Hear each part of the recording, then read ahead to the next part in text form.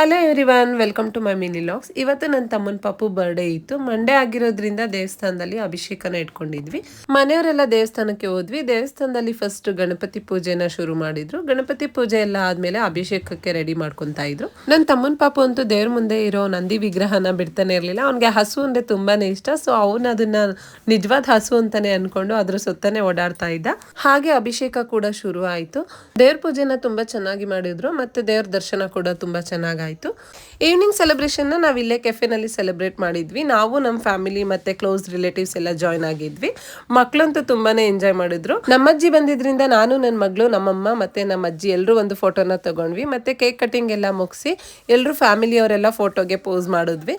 Next ಡಿನ್ನರ್ಗೆ ಹೊರಗಡೆ ಹೋಟೆಲ್ಗೆ ಹೋಗಿದ್ವಿ. ಇದ್ರ ಕಂಪ್ಲೀಟ್ ಲೆಂತಿ ಲಾಗ್ನ ನಾನು ಯೂಟ್ಯೂಬಲ್ಲಿ ಅಪ್ಲೋಡ್ ಮಾಡ್ತೀನಿ. ನಿಮ್ಗೆ ಏನಾದ್ರು ಇಂಟ್ರೆಸ್ಟ್ ಇದ್ರೆ ನೀವು ಅಲ್ಲಿ ಹೋಗಿ ಚೆಕ್ ಮಾಡ್ಬೋದು. ನಿಮ್ಮ ಸಜೆಷನ್ಸ್ ಏನಾದರೂ ಇದ್ರೆ ನನಗೆ ಒಂದು ಕಮೆಂಟ್ ಮಾಡಿ ತಿಳಿಸಿ. Thank you all.